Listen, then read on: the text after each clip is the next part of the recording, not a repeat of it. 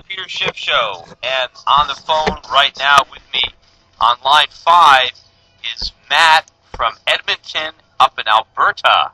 Matt, how are you? I'm doing good. How are you? I'm well.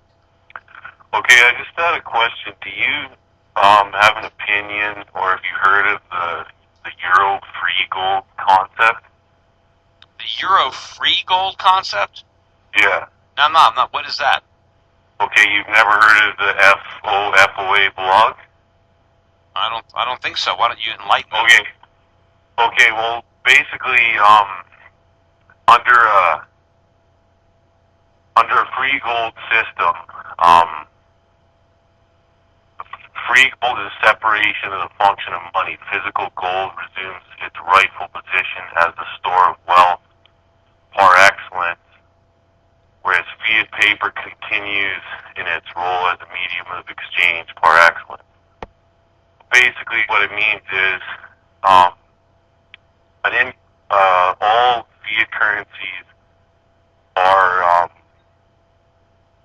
priced against gold. They're what against gold? They're priced against gold. So well, they're priced against gold now. So I'm not really sure what this is. Well, there's a futures market with the gold price. There's no actual just physical. Well, there's a futures market with gold right now.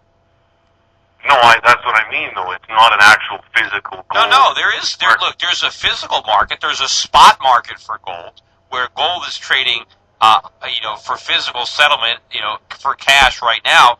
And then you have futures markets, and there's several of them. There are futures exchanges around the world where you can buy gold and sell gold for future delivery. So there is. Okay, but the futures market influences the physical market and all that. But well, anyway, and vice versa. I mean, they both.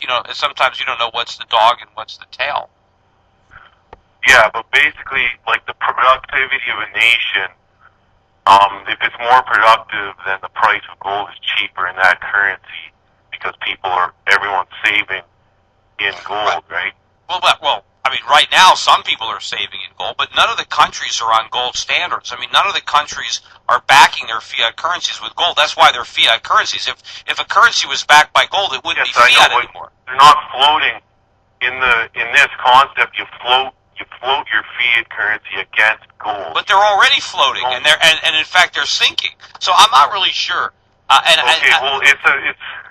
It's hard to explain. I'm going to make a post on your forum. All right, maybe do that because it's kind of confusing. I don't want to confuse my audience. If I'm getting confused, you're obviously the audience is confused too.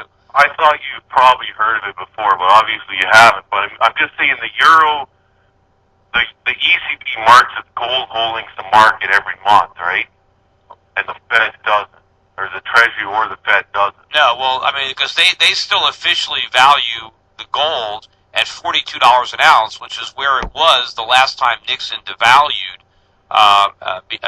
Before we went off the gold standard, and of course there is no audit of the federal of Fort Knox, so we don't actually know how much gold. I mean, we know what was there at one time, and we still say this is what our gold. I forget the number, but it's a lot. I mean, according to the numbers that we put out, the U.S. Treasury is the largest holder of gold of any of the countries.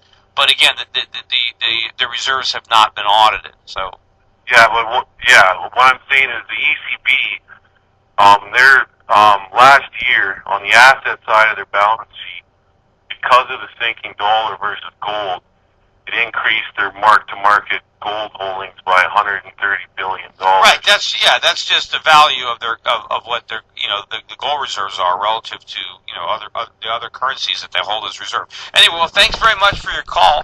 Okay, I'll post that on your forum and people can have a look at it, but I encourage you to read it. It's not interesting. All right.